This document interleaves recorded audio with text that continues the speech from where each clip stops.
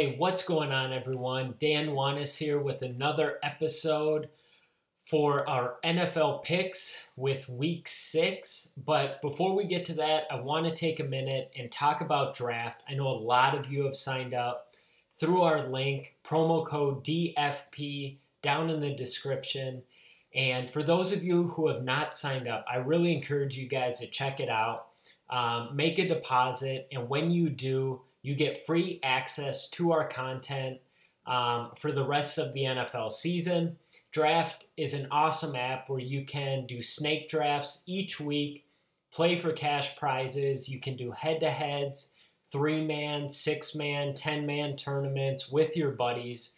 So I encourage you guys to take a look at and sign up. And once you do, send us a message on Twitter with your username and email, and we will get you signed up with our content for free the rest of the season. Now, let's get to the Week 6 picks. Starting out at quarterback, we have Carson Palmer. He's priced at $6,100, and Palmer has thrown for more than 295 yards in 4 of his last 5 weeks. This week, he gets a matchup against the Bucs, who are ranked 27th DVOA versus pass. The Cardinals have been forced to throw a lot with the injury to David Johnson, and the running back usage through the air has still been there with Andre Ellington. Ellington has seen double-digit targets the last 2 weeks, and I don't mind stacking him with Palmer for GPPs. I think that's a unique contrarian way to target this game. And if Ellington were to get 2 passing touchdowns here, I mean, that is just huge and is going to be a very low-owned stack. I think game script is going to be in Arizona's favor, and I think it's a spot where we see 45-plus pass attempts in this game from Carson Palmer. And I do like paying down also with this being Monday. Currently, we don't know the news on Matthew Stafford's leg injury. During the game, he had his ankle taped up. He was limping at the end.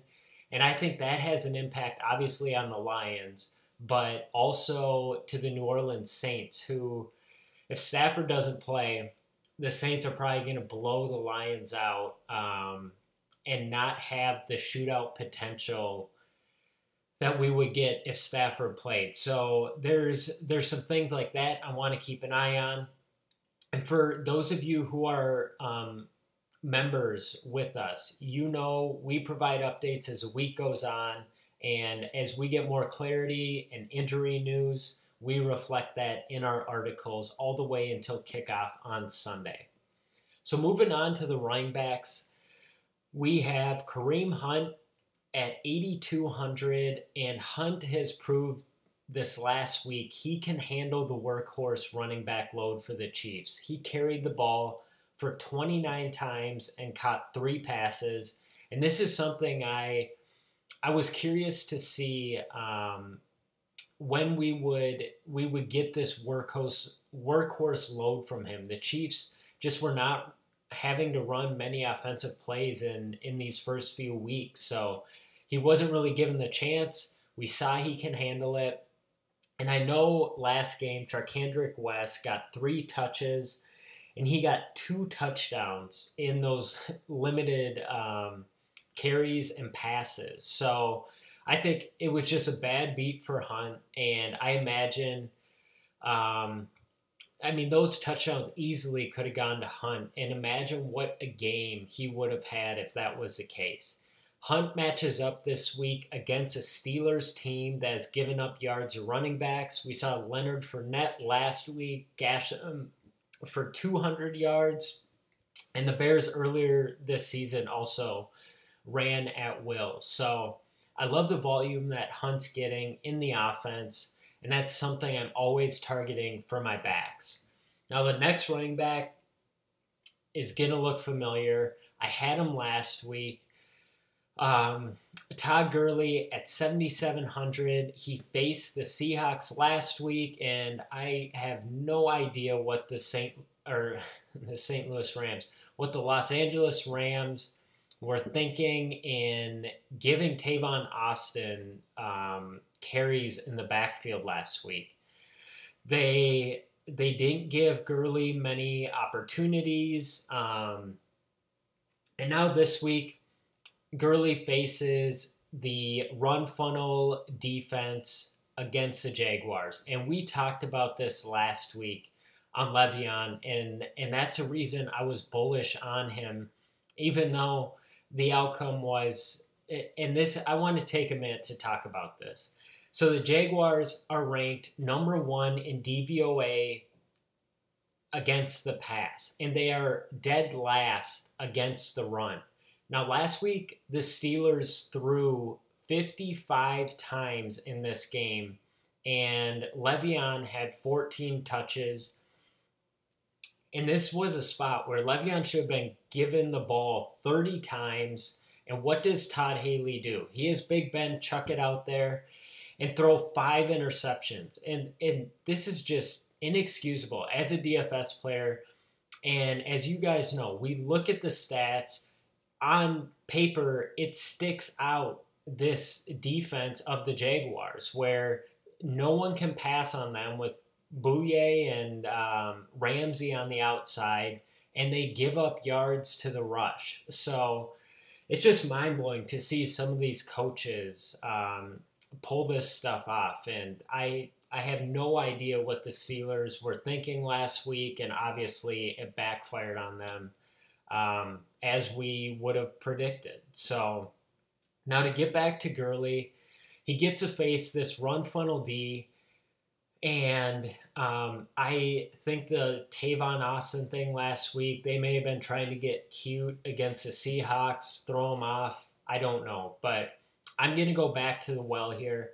Goff is not going to be able to throw outside, as I mentioned, with the elite cornerbacks the Jaguars have. And this is going to give Gurley a lot of opportunities this week. And Gurley let down a lot of people last week. So I think his ownership's going to be down, and he's a great leverage spot in tournaments. Now moving on to wide receivers. First, we have Michael Thomas at 7,300, and it's been a while since the Saints have been on a main slate. And I'm curious if this helps suppress ownership for the Saints this week. And we saw last week what large wide receivers can do against the Lions. The Panthers, Funchess, continued to play well and just oversize these Lions cornerbacks. Michael Thomas has back-to-back games with touchdowns, along with averaging over 9 targets a game. At this price, you can easily get Thomas into your lineups, and with the usage and upside, I will heavily be overweight on Michael Thomas this week. Next, we have Randall Cobb at 5,900. And last week, in the last series of that Packers game, Jordy Nelson exited the game with an apparent hamstring injury. And if Nelson is unable to play, Devontae Adams is going to be locked down by Xavier Rhodes, who has shut down some of the premier wide receivers this year. And that being Mike Evans, Antonio Brown, Michael Thomas. So if Adams is on Rhodes, this is really going to open some opportunities for Randall Cobb in the middle of the field where the Vikings give up a lot of yards. Cobb also has a price drop of $800 this week, and I think it's a time to get back on the Cobb train this week. A lot of people are going to be chasing Devontae Adams' 2-touchdown game last week against the Cowboys, and I think the pivot to Cobb makes a lot of sense, as Rodgers is not going to have much time in the pocket with this Vikings rush D. Last, we have Deshaun Jackson at 5,800, and this matchup against the Cardinals is going to put Patrick Peterson on Mike Evans throughout much of the game, and we all know what happens when Peterson shadows opposing wide receivers. They get locked down, and the targets get funneled elsewhere, where these wide receiver 2 and 3s can really put up some solid scores. Aldrick Robinson saw 12 targets funneled his way when Garcon was shadowed, and Aguilar and Torrey Smith put up monster games last week. And we know the upside with Deshaun Jackson. He has not had that big game yet, and I think this is the perfect spot for him, and I want to get him before everyone chases those points. So he's in the perfect spot this week, and at 5,800, Djax is a great value. Now moving on to tight end, I already spoke about the Vikings defense giving up yards in the middle of the field, and with that, Martellus Bennett, I think he is in a great spot along with some of those other Packer receivers, as in Cobb I talked about. And the Vikings, they really just give up yards outside of Xavier Rhodes. They have Trey Waynes on the opposite side of Rhodes. He gives up a lot of yards, and same with the middle of that field. And Bennett has seen a healthy number of targets this year with Rodgers, and he's starting to get those red zone looks. And he has yet to catch a touchdown pass, and I think he is just, he's been on the wrong side of variance here, especially if Jordy is out. Martellus Bennett is a really intriguing play to me. So I think he's got immense upside and has yet to get that first touchdown. I think this could be the week.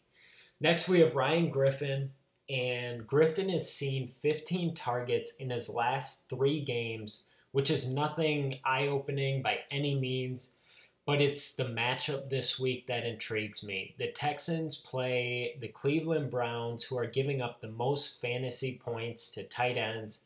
Griffin's an athletic tight end with upside, and I think he really can take advantage of the Browns' porous defense this week. Now let's move on to the value plays of the week. First, we have Alvin Kamara, and this Saints running back situation is starting to get a little more clear as the weeks go on. Adrian Peterson is basically non-existent in this offense, and this has left Kamara to battle with Ingram now. And Kamara was a real talent at Tennessee in college, and the Saints are using him as a featured passing back. And last week against the Dolphins, he caught 10 passes for 71 yards and a touchdown. So he's really getting those passing down situations. And being on the Saints offense, he's going to have a lot of opportunities for some big time plays. We know Breeze likes to throw to those passing backs, and that's what Sproles was for Breeze back in the day. So I think Kamara is similar in that way, but he's even got more size that Sproles did, and I think he's a great GPP option if you're looking for a pivot and stacking this high point total game here against Detroit and New Orleans. Next, we have Josh McCown. And I have a list of rules each week that I go through. And one of those is who is playing against the Patriots defense. And you insert that quarterback into your lineup. And this week, that is Josh McCown. And he has led the Jets to a 3-2 record. The Jets are coming off 3 wins in a row. And quarterbacks against the Patriots this year have averaged 335 yards per game with almost 3 passing touchdowns. They're on pace to set an absurd defensive passing by way of passing statistics this season. It is just awful. McCown is yet to throw for 300 yards this season, but there is no better spot than this week, and he's done it before. We know McCown can put up fantasy points. Is he a winning quarterback? No, but in DFS, we just care about fantasy points, and I like pairing McCown with either ASJ, Curse, or Robbie Anderson, and And yeah, I think ASJ, he's another tight end in a great spot this week. And we saw him get a touchdown last week. So McCown at the price in the perfect spot. I think you can't go wrong with him this week in tournaments. And last, we have Martavis Bryant, and he is priced below $5,000. And he has almost had a few monster games this season, but he's had either pass interference calls or some missed throws by Big Ben and a couple of drops on his part as well early in the season. That's prohibited him from having some big games. Now Martavis gets a matchup with the Chiefs, and majority of the game he is going to be lined up against Terrence Mitchell, who I watched a lot of with his time at Oregon, and Martavis just has a huge size advantage over Terrence Mitchell this week. And clearly, as we saw last week, Todd Haley is keen on throwing the ball 50 times a game. So this favors the Steelers wide receivers. And at this price, Martavis, I think he's one of the best values of the week with just monster upside. So that does it here for week 6. For those of you who are not following us on Twitter, give us a follow at DailyFantasyPress. Also, be sure to give us a thumbs up if you guys enjoy these videos, and subscribe to our channel on YouTube so you get notified immediately when we release these weekly podcasts. And lastly, like I said, check out Draft app. It's awesome.